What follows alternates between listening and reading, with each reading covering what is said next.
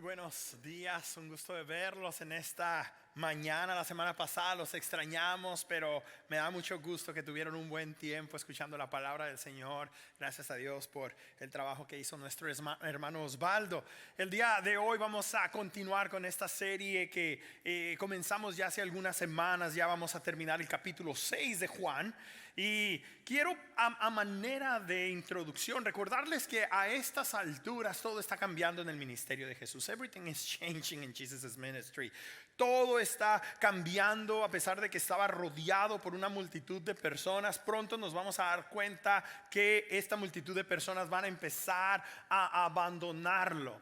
Algo así como lo que está pasando con Yaritza y su esencia. Yo no sé si ustedes han escuchado de este grupo tradicional de muchachitos que viven en Washington y se hicieron muy famosos por las redes sociales, a manera que cuando fueron a visitar a México hicieron algunos comentarios negativos acerca de la comida, acerca de la cultura, y todo se fue a la borda. Todos los mexicanos ahora no quieren escuchar su música, y si no hay quien escuche su música, pues entonces, pues quién los va a sostener. Poco a poco sus fans se han ido retirando, se han ido yendo, y algo así precisamente es lo que está sucediendo con Jesús. Él ha tenido hasta este momento una multitud de miles de personas. Hay quienes dicen que probablemente hasta 20,000 personas estaban deseosas de seguirlo, deseosas de ponerlo a él como rey a la fuerza. Pero llegó el momento en el que su multitud que lo seguía empezó en números a decrecer. Pero a Jesús eso no le mató la intención, el interés, no lo hizo sentir desilusionado o triste o abandonado. Porque una cosa que tenemos que saber acerca de Jesús es que a él no le interesan las multitudes. A él le interesa más hacer discípulos. Ahora, muchas veces nosotros también tenemos esta clase de idea acerca del valor de las personas y las multitudes, y muchas veces evaluamos todo lo que hacemos o a los lugares a donde vamos de acuerdo al número de personas que están presentes. Pero el Señor Jesucristo, recuerda que Él entendía y veía los pensamientos, los sentimientos, el todo de las personas, que Él sabía que la mayoría de ellos solamente lo estaban siguiendo por los tacos de pescado que ofrecía. No estaban buscándolo a Él, no tenían un interés en su persona. Ahora, el Señor Jesucristo en ningún momento habló palabras negativas en contra de la sociedad judía, porque lo que Él hacía en todo tiempo era hablar palabras de vida eterna. Sin embargo, las palabras de vida eterna del Señor para mucha gente son ofensivas. Si no fueran ofensivas, este lugar estuviera repleto de personas. No tuviéramos edificios suficientes para atender a las multitudes que vendrían de nuestra ciudad y de todo el condado norte para ser ministrados. Las palabras de vida eterna para algunas personas precisamente se convierten en eso, en vida, pero para algunas otras personas se convierte en una ofensa. El Señor Jesucristo tiene palabras de vida eterna. Jesus speaks words of eternal life. Ahora, en caso de que es un poquito confundido en lo que es vida eterna, en lo que son las palabras de vida eterna, quiero primero que nada que omitamos, que pongamos por un lado el concepto de existencia, porque vida eterna no es lo mismo que existir. Vida eterna es una calidad de vida diferente a existir. Ya existimos. Y muchas personas, millones de personas, billones de personas existirán a través de la eternidad en el lago de fuego ardiendo. No estamos hablando aquí de existencia, estamos hablando aquí de vida eterna. De una vida que se caracteriza por unas cualidades que la simple existencia no tiene. En Jesús podemos experimentar una vida con propósito. En Jesús podemos experimentar una vida de llenura y de satisfacción.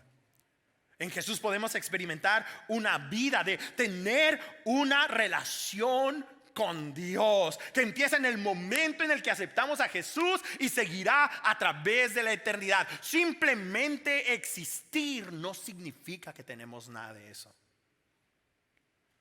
Mucha gente solo existe.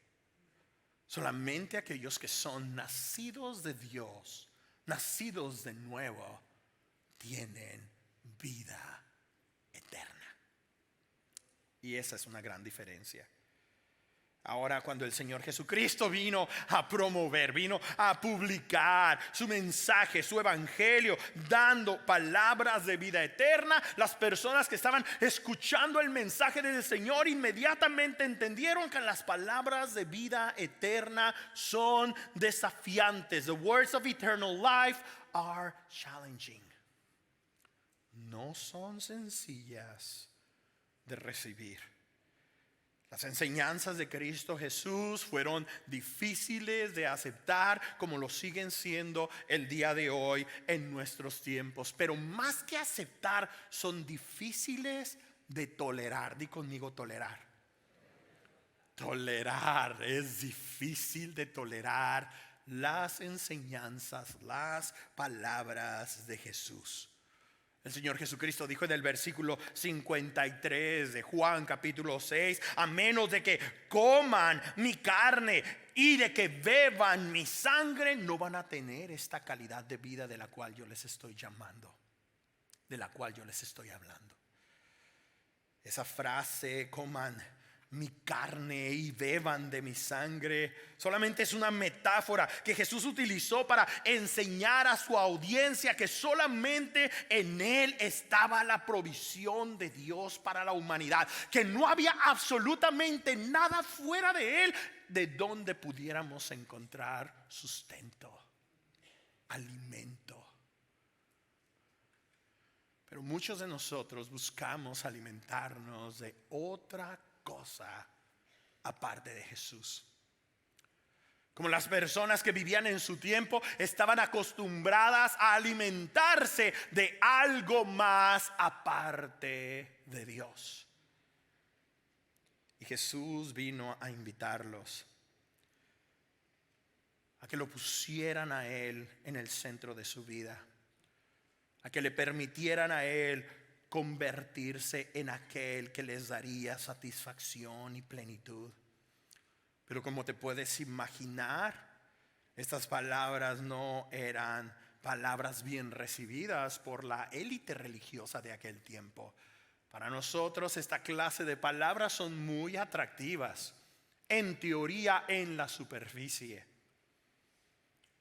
Pero para aquella comunidad, para aquella sociedad, las palabras que Jesús estaba diciendo eran muy ofensivas.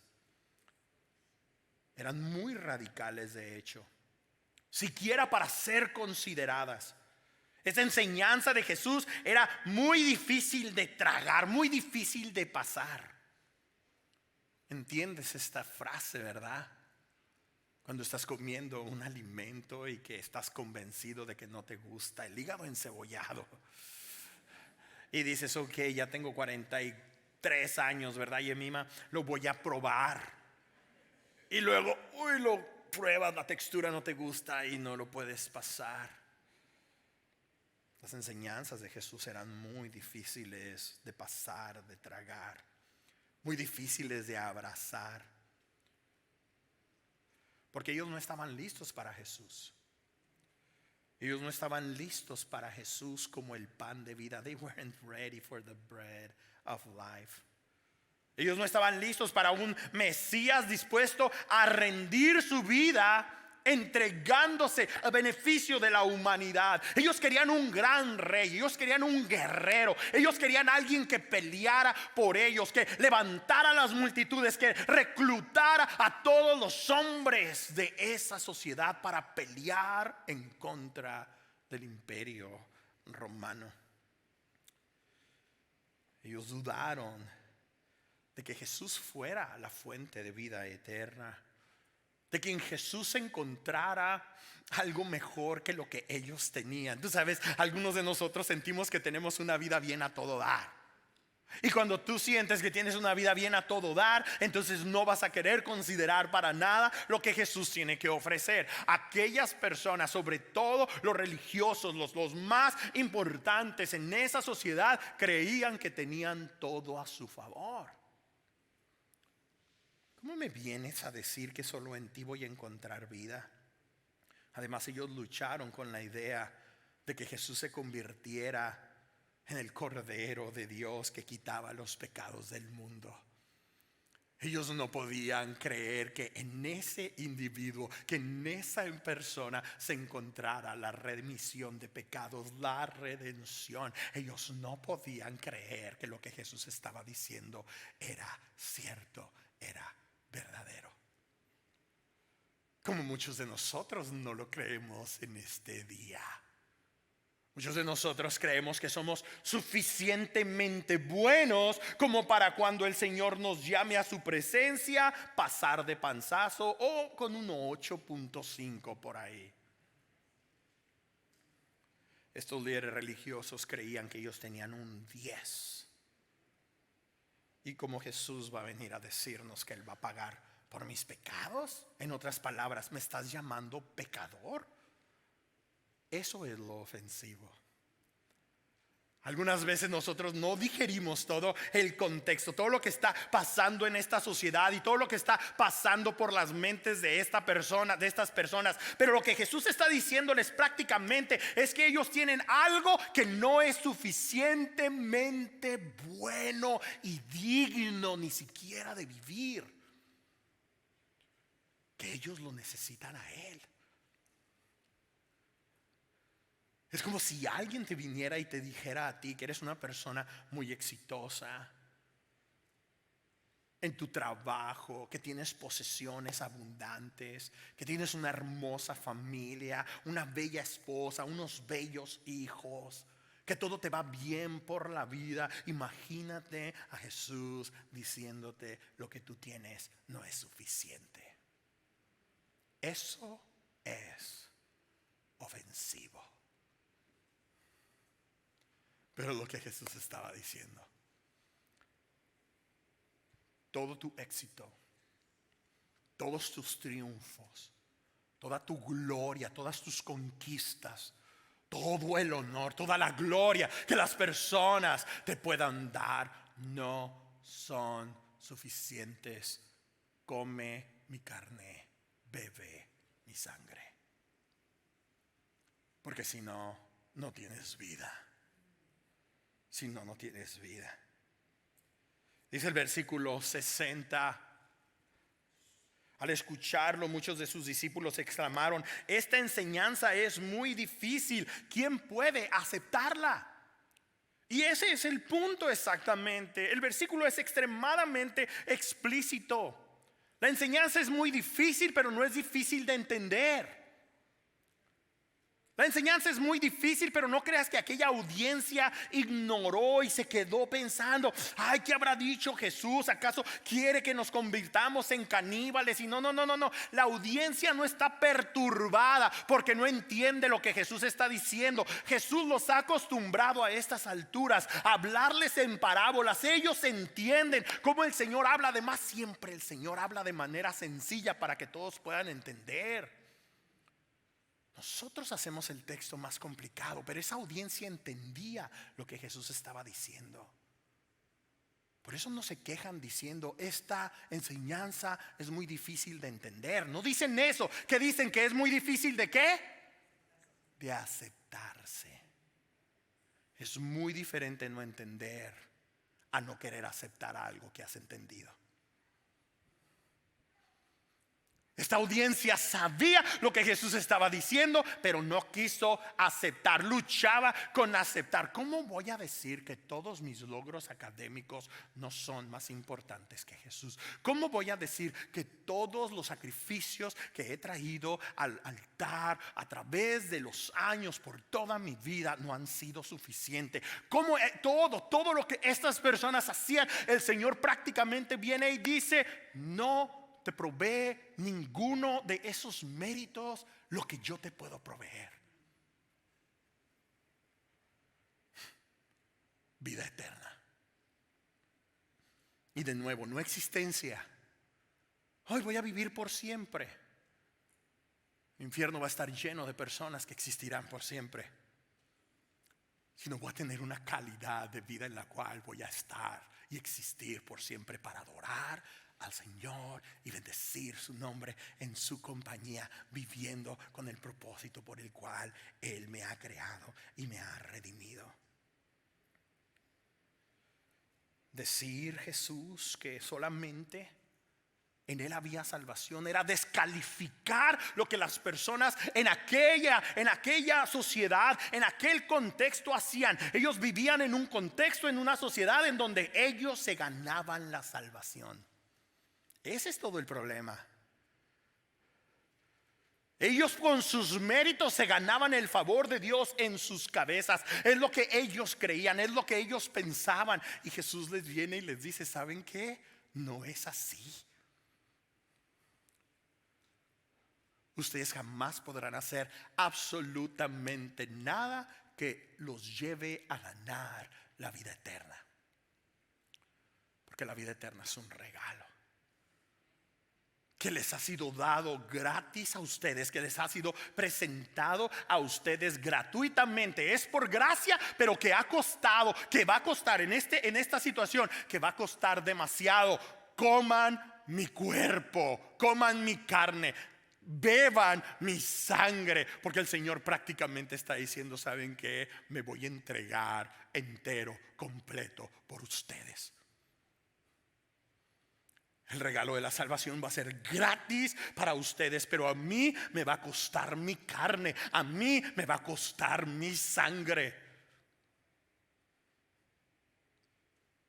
Muchas veces menospreciamos la salvación y obviamente entendemos algunos conceptos teológicos que nos hacen minimizar. Y decimos: la salvación es gratis y ha sido dada gratuitamente para nosotros. Pero se ha pagado un gran precio. El Hijo de Dios que vino a este mundo, habitó entre nosotros, jamás pecó, entregó su vida por ti y por mí. Ese fue el precio de la salvación. Pero esta cultura, ellos se quieren ganar el cielo. Versículo 61. Jesús, muy consciente de que sus discípulos murmuraban por lo que había dicho, le reprochó: ¿esto les causa tropiezo? ¿Es esto tan escandaloso para ustedes? ¿Me han estado siguiendo y todavía no han llegado a la conclusión que yo tengo una agenda mucho más elevada que darles simple pan y peces para que coman? Does this offend you? Y es que muchas veces no es la intención del Señor ofender. La mayoría del tiempo, o nunca ha sido la intención del Señor ofender. Pero las palabras de vida eterna proveen una distinta perspectiva. Algo que a lo mejor nunca hemos escuchado, que nunca hemos entendido, que nunca hemos visualizado, que nunca nos hemos preocupado por explorar. The words of eternal life provide perspective. Y les dice el Señor Jesucristo en el versículo 62: ¿qué tal si vieran al Hijo del Hombre subir a donde antes estaba? Esa es una buena pregunta, lo que el Señor Jesucristo les está diciendo aquí. Cuando Él se refiere a sí mismo como el Hijo del Hombre, ya hemos visto, hablaba de las profecías dadas, de las visiones que vio Daniel acerca del Hijo del Hombre, que a Él se le daría toda la gloria, y personas de todas las etnias y orígenes y lenguajes adorarían por siempre y siempre. Por eso el Señor está usando este lenguaje, el Hijo del Hombre, pero Él los está diciendo: ok, imagínense que nunca vengo.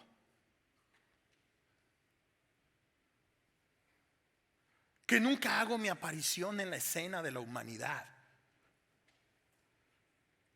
Imagínense, ¿cómo le harían? ¿quién de ustedes sería salvo? ¿Quién de ustedes tendría una relación con Dios? Eso es lo que Jesús les está preguntando. Ahora tú ya tienes que saber que ellos están pensando, no, pues si tú no hubieras venido, pues absolutamente nada pasa, porque nosotros seguimos viviendo nuestra vida exactamente como siempre la hemos vivido, sin necesitarte a ti. Y algunos de nosotros así vivimos nuestra vida, diciéndole al Señor, no te necesito. Como siquiera la idea de que Él se convierta en nuestro alimento, en nuestra bebida, es completamente irrelevante cuando Jesús se convierte en una idea vaga.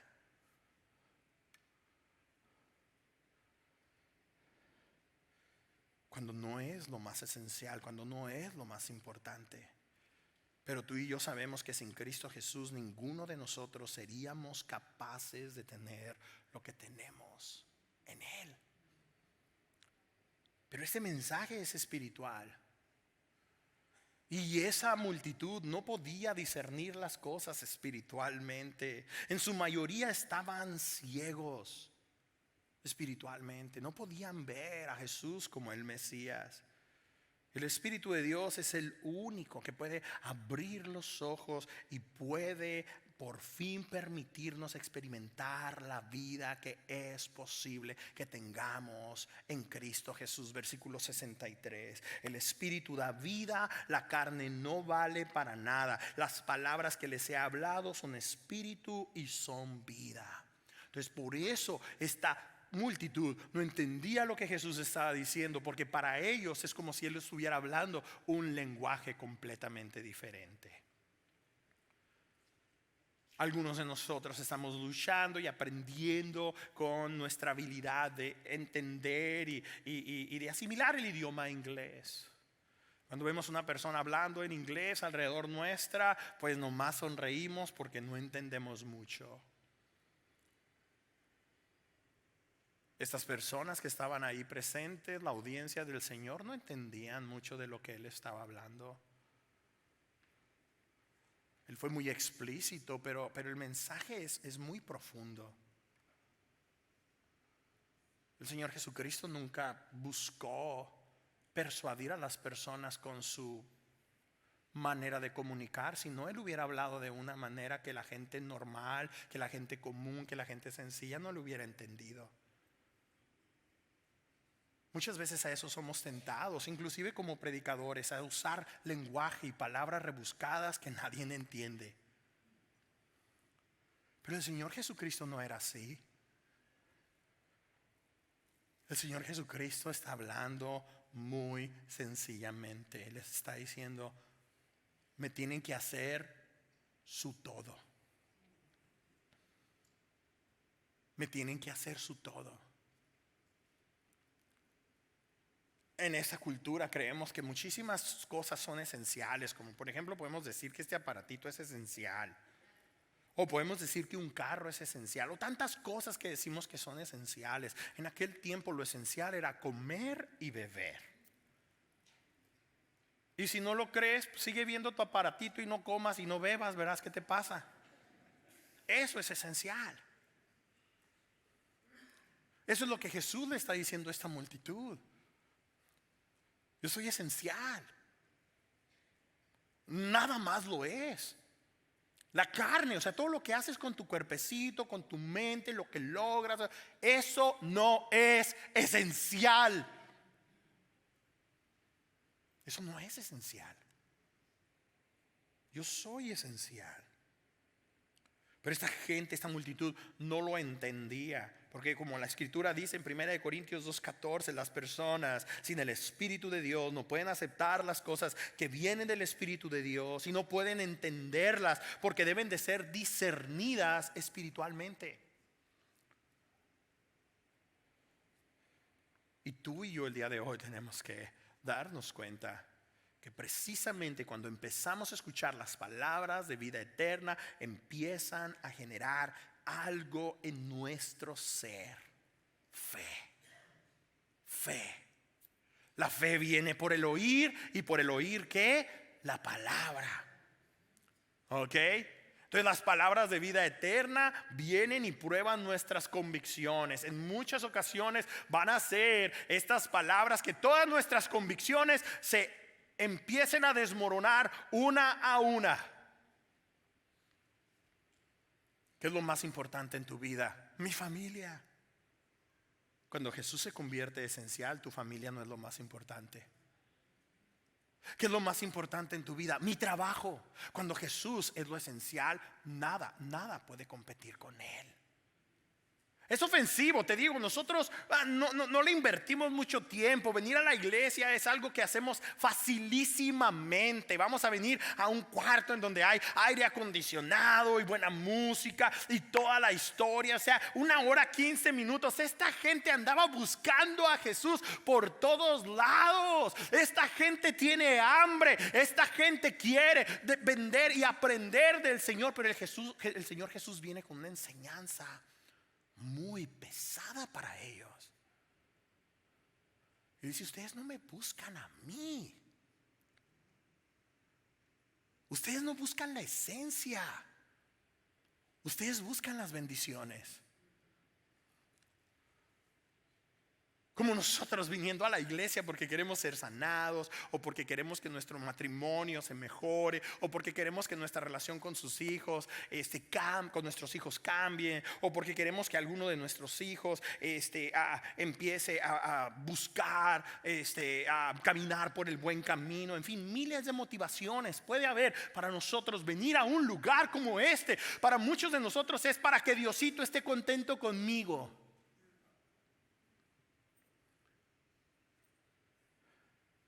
Pero Jesús está diciendo: no, me tienes que querer a mí. Me tienes que desear a mí. Me tienes que anhelar a mí. Te tienes que alimentar de mí. Tienes que beber de mí. Prácticamente sin mí tú no vives.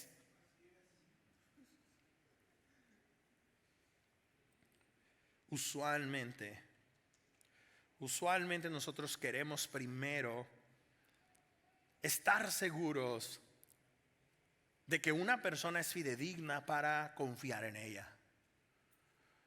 Por ejemplo, no le vas a confiar a tus niños a que alguien venga y los cuida a tu casa que tú no conoces. A menos que esta persona tuviera unas excelentes referencias, que cuida a las nietas y a los nietos del presidente y todo, y a lo mejor dices: bueno, pues sí le vamos a dar una chancita. Pero esta multitud no conocía el corazón de Jesús así como lo está demostrando. Y por esa razón, para muchos de ellos, para la gran mayoría de ellos, se convierte en muy ofensivo, porque ahora Jesús les está pidiendo algo que ellos todavía no le pueden dar. Ellos todavía no le pueden dar su confianza, porque no lo conocen a Él todavía.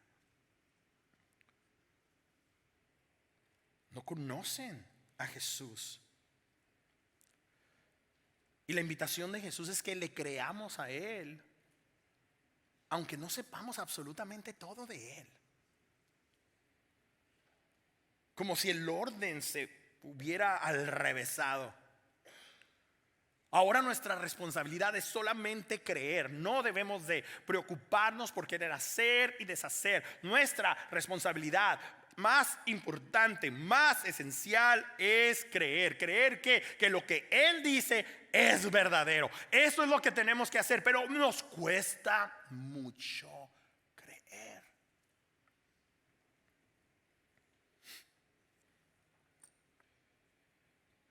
Y cuando no creemos, entonces dudamos en el carácter de Jesús. ¿Cómo me estás pidiendo en tú convertirte lo más esencial en mi vida? Si no te conozco, ¿qué va a pasar con mi familia? ¿Qué va a pasar con mis hijos? ¿Qué va a pasar con mis negocios? ¿Qué va a pasar? Todo eso para Jesús es irrelevante. Y eso es lo ofensivo. Eso es lo ofensivo. El versículo 64 dice lo siguiente: sin embargo, hay algunos de ustedes que no creen.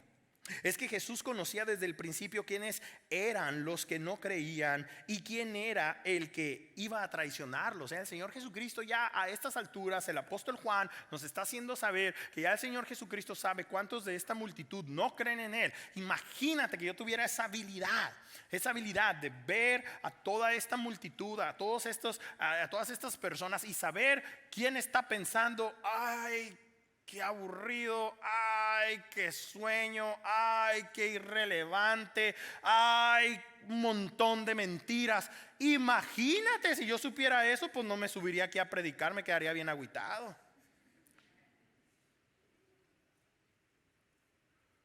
Entonces el Señor Jesucristo sabe no solamente quién no cree, sino quién lo va a traicionar.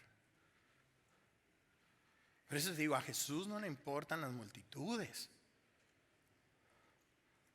A Jesús le importa formar discípulos.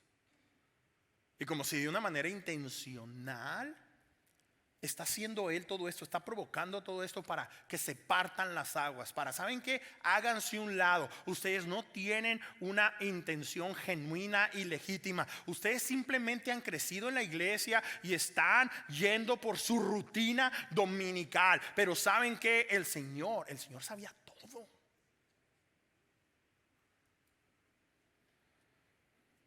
Así que añadió, dice el versículo 65, sin embargo hay algunos de ustedes que no creen, así que añadió: por esto les dije que nadie puede venir a mí a menos que se lo haya concedido el Padre. No one can come to me unless the Father has enabled them.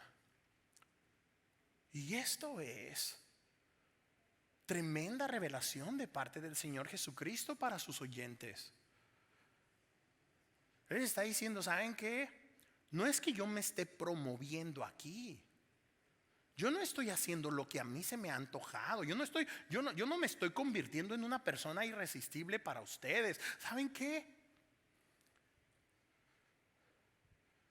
El Padre es el que está haciendo el trabajo. El Padre y yo estamos trabajando en unidad. Y acabamos de mencionar al Espíritu, que el Espíritu es el que da vida. Por la más revelación que tenemos, eventualmente nos damos cuenta que es el Espíritu de Dios el que convence al hombre de pecado, que es el Espíritu de Dios el que hace a Jesús irresistible. ¿Tú crees? Jesús, dice la Biblia, dice la Escritura, y esto es una de las cosas más difíciles de asimilar, aunque lo escuchamos, no nos parece que fuera real, pero el profeta Isaías dice de Jesús que Él era inatractivo. O sea, no era el más guapetón, no era el más fuerte, no era el que hablaba con mayor elocuencia. Ese fue el propósito, para que la gente no lo deseara por ser una gran personalidad con un muchísimo de carisma. La gente seguía a Jesús por su carácter. Un carácter empapado de amor, de gozo, de paz, de misericordia. El fruto del Espíritu hecho carne, encarnado. Por eso la gente lo seguía.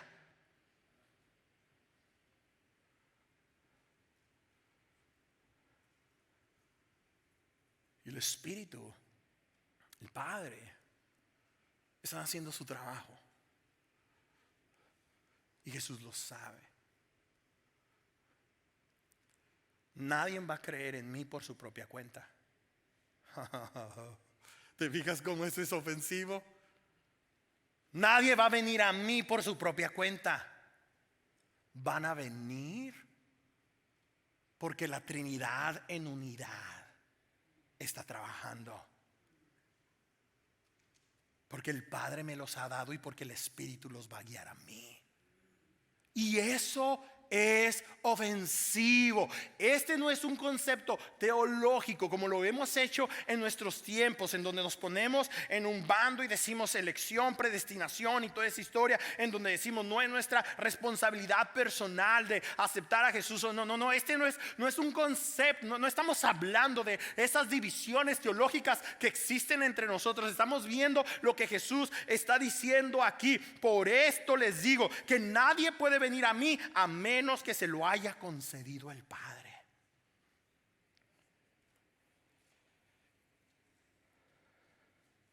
Y esto era muy difícil de aceptar. Te voy a decir por qué. ¿Quieres saber por qué o no? Otra vez voy a preguntar. ¿Quieren saber por qué o no? Porque nos gusta a nosotros tener el mérito. Punto, eso es todo. Nos gusta decir a nosotros que nosotros buscamos a Dios, que nosotros amamos a Dios, que nosotros anduvimos por todos lados deseando a Dios. Nos gusta esa clase de mérito como le gustaba a esas personas religiosas. Y ahora Jesús dice, ¿saben qué? Ni siquiera es su mérito. Que ustedes vengan a mí ni siquiera es su mérito. Su única responsabilidad es, ¿qué es? Creer. ¿Qué es? Creer. Pero el trabajo pesado, alguien más lo ha hecho. Tú y yo no podemos hacer el trabajo pesado. No podemos. ¿Y qué tal si el Hijo del Hombre regresara de donde vino? ¿La pudiéramos armar por nuestra cuenta? Esa es la pregunta que nos tenemos que hacer. ¿La armaríamos por nuestra cuenta? ¿Seríamos salvos sin Jesús? No. Eso es lo ofensivo. Nadie más, solamente Cristo Jesús. Porque Él es el camino, porque Él es la verdad, porque Él es la vida. Y nadie viene al Padre si no es por Jesús. ¿Quién trae a las personas a Jesús? El Espíritu de Dios hace a Jesús irresistible. El Padre se los entrega al Hijo. ¿Y qué es lo que hace el Hijo con aquellos que le entregan su vida? ¿Qué es lo que hace el Hijo? Se los entrega al Padre. ¿Te das cuenta qué bonito?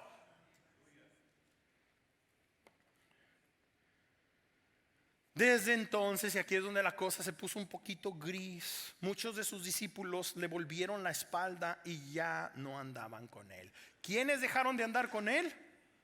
Muchos de sus discípulos, muchas de las personas que se sentaban bajo sus enseñanzas, muchas de las personas que estuvieron viendo los milagros y prodigios que Él estuvo haciendo, muchas de las personas que estuvieron ahí tal vez diciendo, nosotros no te vamos a abandonar, ahí vamos a estar para ti, empezaron a abandonarlo. Y luego dice la Escritura, le volvieron la espalda, ya no andaban con Él. Así que les preguntó a los 12 una pregunta bien directa y bien fuerte. ¿También ustedes quieren marcharse? ¿También ustedes se quieren ir? La puerta está abierta. Porque una cosa que sí vamos a aprender acerca de Jesús es que Él no es rogón. Él nos persigue y nos atrae a sí mismo, pero no es rogón. Y le dice a esta multitud y aún a sus cercanos, les dice, ¿ustedes se quieren ir? Esto no va a apagar la llamita que ha comenzado. Esto no va a interferir con el plan de Dios. Esto no va a frustrar el plan de Dios. Jesús está diciendo, aquí el efectivo soy yo. Si yo estoy aquí, hay redención para toda la humanidad. Si ustedes están aquí, ustedes son los beneficiarios de esa redención. Pero no crean que son tan importantes. Son amados. Son amados. Pero la decisión es una decisión del Dios triuno. Es una decisión que a ustedes no les toca tomar. ¿Se quieren ustedes ir? Y yo respondería que si a nosotros se nos preguntara eso en esta mañana, ¿a dónde más vamos a ir si no es solamente para adelante? ¿A dónde más vamos a ir? Si solamente en el Señor encontramos satisfacción, porque las palabras de vida eterna traen satisfacción. Señor, contestó Simón Pedro, ¿a quién iremos? Tú tienes palabras de vida eterna. Lord, to whom should we go? You have the words of eternal life. Esto es lo que Pedro ha creído, que no hay absolutamente nadie que le pueda dar lo que él necesita. No necesariamente lo que él estaba buscando, porque ni siquiera muchas veces sabemos lo que estamos buscando, sino lo que él necesita.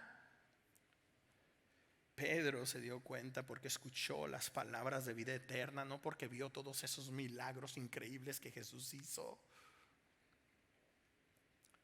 Él se dio cuenta que solamente en Jesús se encuentra la satisfacción. Él se dio cuenta que solamente en Él hay garantía, porque las palabras de vida eterna dan esa clase de garantía. Versículo 69 al 70. Y nosotros hemos creído y sabemos que tú eres el Santo de Dios. ¿No los he escogido yo a ustedes 12? Respondió Jesús.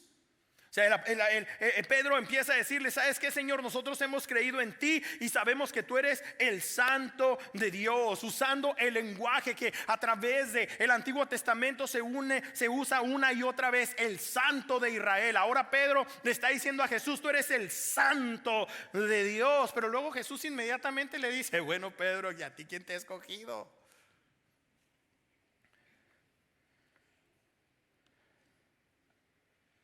Aquí, a ti quien te ha escogido.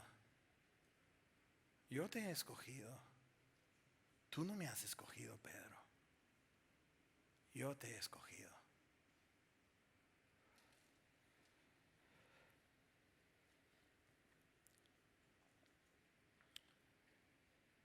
Pedro reconoció en ese momento que Jesús no era un humano solamente, sino que Él era Dios.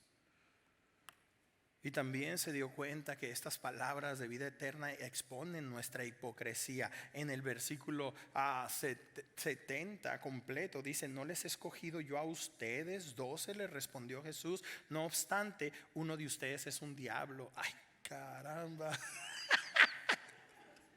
Por eso te digo que el Señor no siempre ofende así derecha la flecha, pero algunas veces la tira tal cual es. ¿Sabes qué, Pedro? Acabas de hablar bien bonito, pero yo sé que luego me vas a negar 3 veces. El que te he escogido soy yo. ¿Sabes qué, Pedro? Yo sé que te vas a descorazonar una vez que me crucifiquen y te vas a querer volver a convertirte en un pescador, pero el que te ha escogido soy yo. ¿Sabes qué, Pedro? Yo sé que va a llegar el momento en el que no vas a saber qué hacer, en que no vas a poder continuar adelante porque te vas a sentir que estás completamente perdido, pero el que te ha escogido soy yo. Pero hay un diablo entre ustedes. Y un diablo, pues obviamente es un opositor, es alguien que el Señor sabía de antemano, refiriéndose a Judas Iscariote, que eventualmente entregaría al Señor. Porque el plan ya estaba hecho.